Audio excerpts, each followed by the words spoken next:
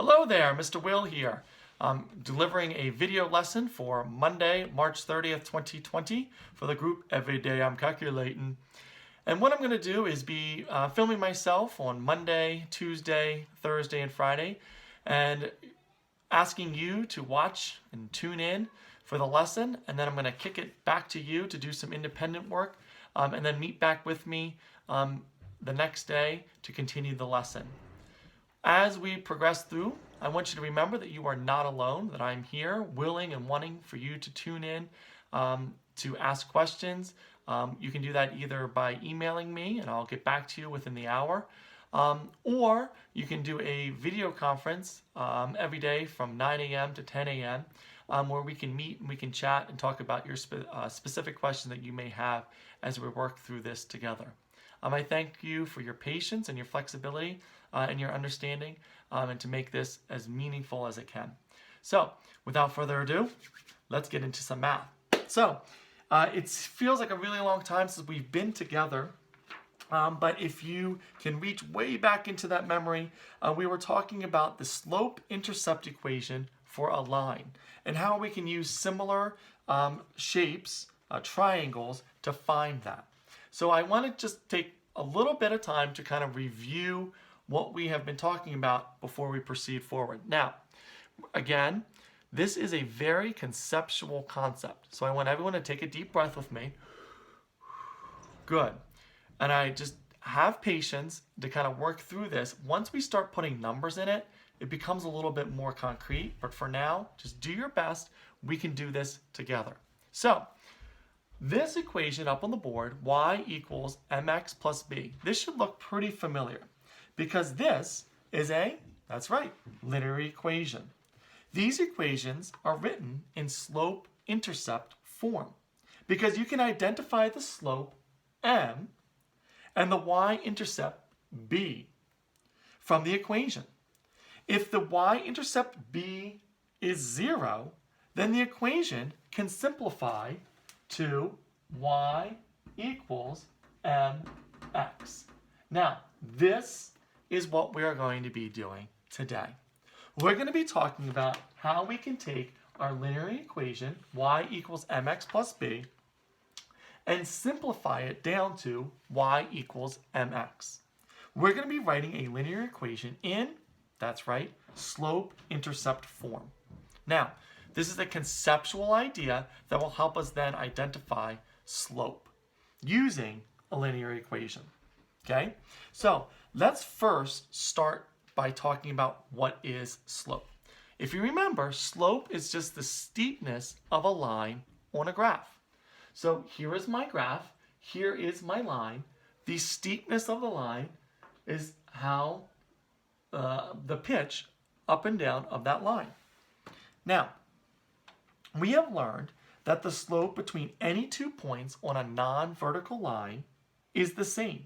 So that means if you pick a point on this line here, or you pick a point on the line here, it doesn't change the slope because it's a point on that line. That slope of those 2 points are the same.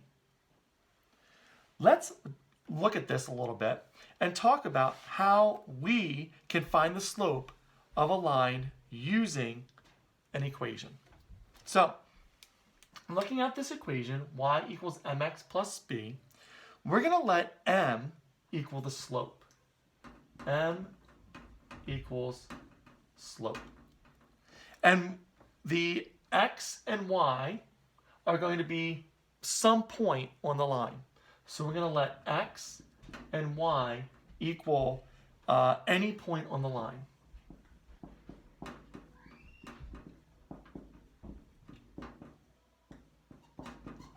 Any point on the line. Good.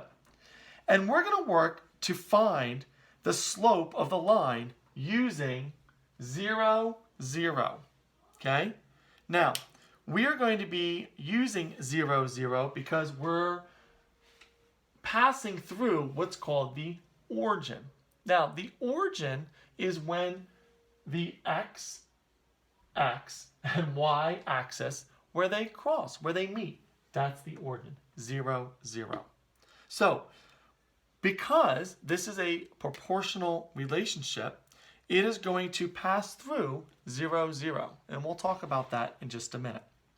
So what we're going to do is we're going to work to take this equation and simplify it down into a general equation, which is y equals mx.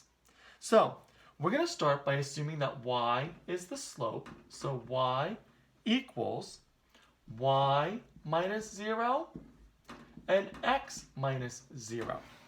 Now remember, finding the slope formula is, I'll write it over here, m equals y2 minus y1 divided by x2 minus x1.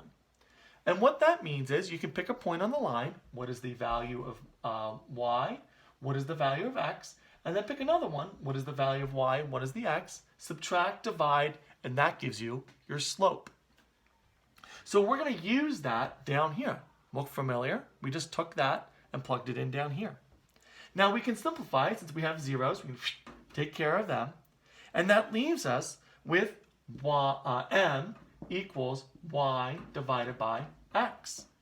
Now, we want to get our x by itself. So in order to get x by itself, we're going to multiply both sides by y because we're going to do the inverse operation.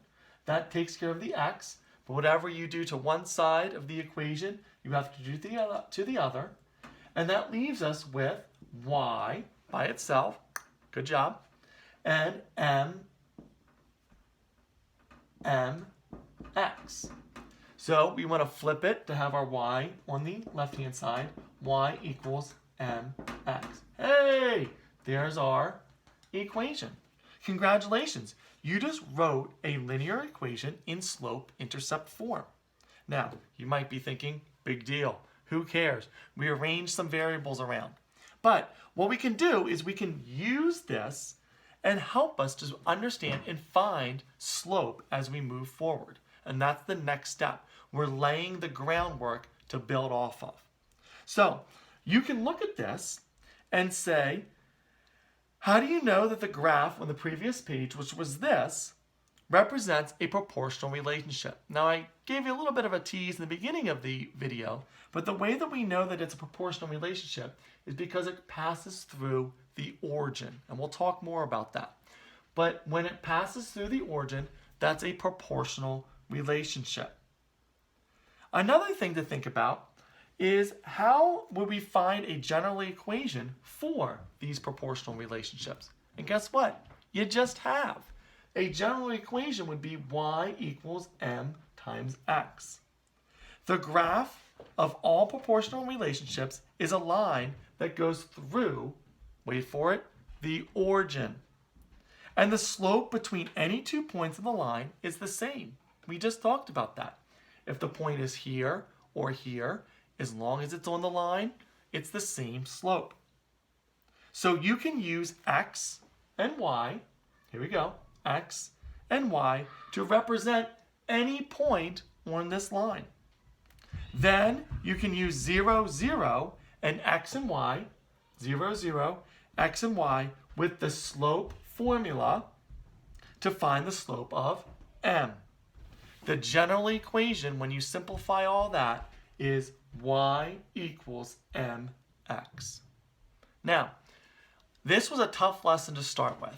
It was very conceptual. We didn't use a whole lot of numbers. But what I want you to do is do your best to sort of wrap your mind around this. Some key components that I want you to know. This is a linear equation. This is the slope-intercept form. Okay? This is a general equation that we can use to find proportional relationships of when looking for the slope. Now, we're going to take these skills, the slope formula, the origin, and how to find slope along multiple points to build off of this as we continue. Now it's your turn. I want you to use what we've talked about in this video to answer the questions on page 113 of your instruction book. Now, I'm going to be uploading that.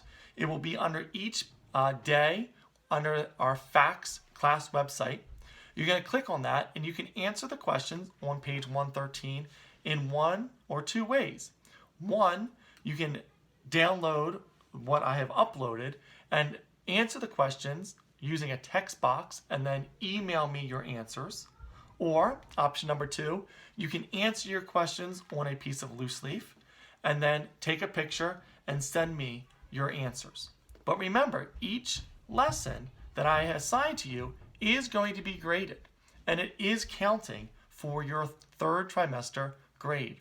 So I want you to do your very best. If you have questions, please reach out to me, and I will see you tomorrow.